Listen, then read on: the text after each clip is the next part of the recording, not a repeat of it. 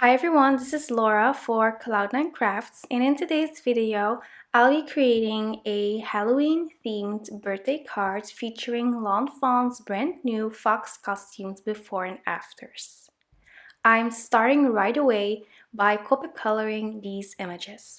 I stamped them onto Trenzo type perfect coloring paper using Memento Tuxedo black ink, and now I am coloring them using Copic sketch markers.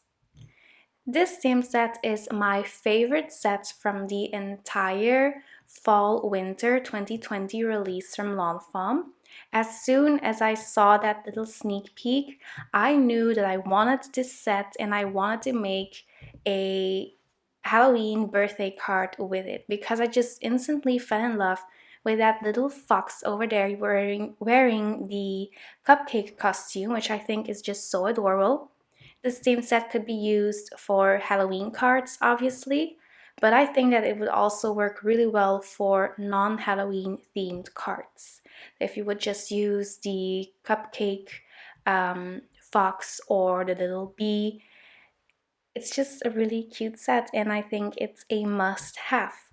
Let me know in the comments below what your favorite theme set or die-cut set is from the Fawn Fall-Winter 2020 release because I would love to hear and maybe we could even enable each other. Which probably isn't the best idea for our wallets, but you know what I mean. Alright, so I am listing all of the colors that I am using to color these images here on my screen so you can follow along. For those little wings and then the whipped cream for the cupcake costume, I'm going in with BG10 and a colorless blender just to add a little bit of shadow because otherwise the contrast just would have been too big. So I just needed a little bit of light blue to add a tiny little bit of shading. Now that I've finished coloring all of these images, I'm going to run them through my Gemini Junior die cutting machine.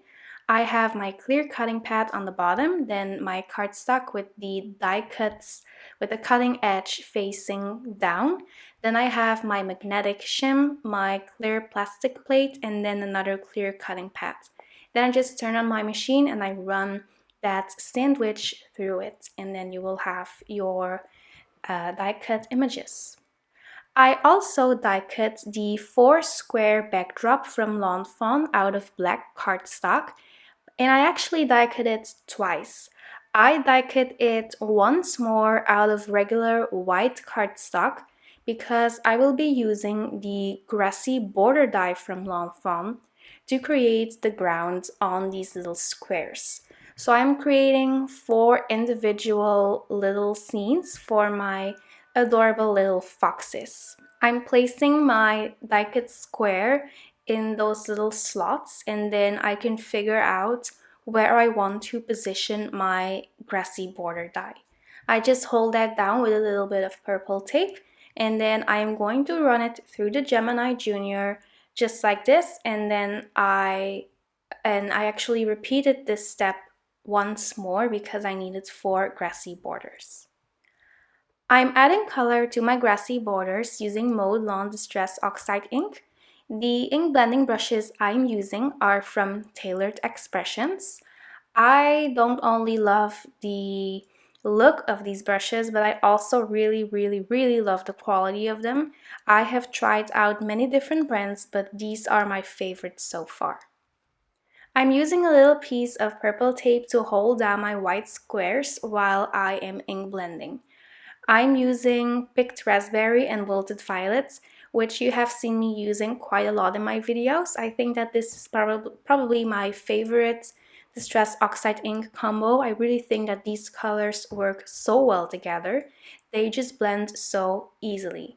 But in general, the Distress Oxide inks are pretty easy to blend. I enjoy working with these more than with the original Distress inks because I always had a really rough time getting a nice, smooth blend.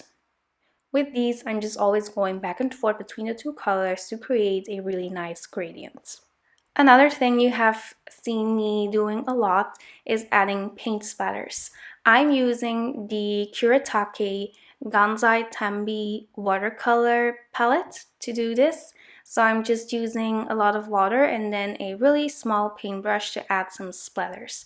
I think this adds a lot of extra interest to your background and even a hint of sparkle because I'm going in with the sparkle paint, and it also helps to blend out the background even more. I'm repeating the same process for my little grassy borders, so I'm just going in with some green paint this time. I've actually had this watercolor set for quite a long time now, and to be honest, I kind of neglected it a few years, but now it's making a big comeback in my craft room because I am using it on almost every single card to add paint splatters.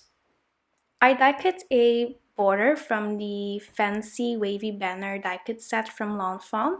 I added color to that using the Wilted Violet Distress Oxide ink because that will match perfectly with those little squares. I'm adhering my Foursquare backdrop on a standard size A2 note card that measures 4¼ of an inch by 5½, and I'm using my Fawn glue tube to adhere that.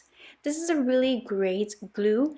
It's really strong and it dries transparent, so you don't have to worry about the glue drying up and looking all white and sticky. This one dries clear, which is really easy. In real life, I actually made this card the other way around. I started out with the background first, and then I colored the foxes at the very last because I still needed to wait on the actual stamp set, but I really knew exactly which card I was going to make because I watched the Fawn videos, the intro videos on their YouTube channel, and it just gave me so much inspiration. So I started out creating the background, and then all I had to do was stamp and color these images once my package arrived. Speaking of my package, here's a little picture of all of the goodies that I ordered at Cloud9 Crafts from the Fawn Fall Winter 2020 release. As you can see, there are a lot of sets and I just can't wait to use all of these. I heat embossed a sentiment on my banner from the Wavy Saying stamp set from Fawn. I stamped that with Versamark ink and then I sprinkled on opaque bright white embossing powder from Wow. Now I'm going in with these little bats from the Spooky Village stamp set from Fawn, and I'm stamping them using Memento Textile Black ink. I thought that this added a really nice extra touch to those backgrounds and to the overall card design. I'm adhering my colored images using Scrapbook Adhesive's foam squares and then my EK Success tweezers to position them perfectly. I'm also using the Fawn glue tube to adhere some other images that don't need any foam adhesive. To finish off this card, I'm going in with the Spectrum Noir Clear Sparkle Pen to add a little bit of shimmer here and there. Of course, I am combining that with a coat of Ranger Glossy Accents for extra shine and dimension. And finally, I'm applying some of the White Blizzard glitter drops from Tonic Studios, and I really love that this is clear so it picks up the color from your background, so it pretty much matches any color or any card. That finishes up my card. Thank you so much for stopping by today.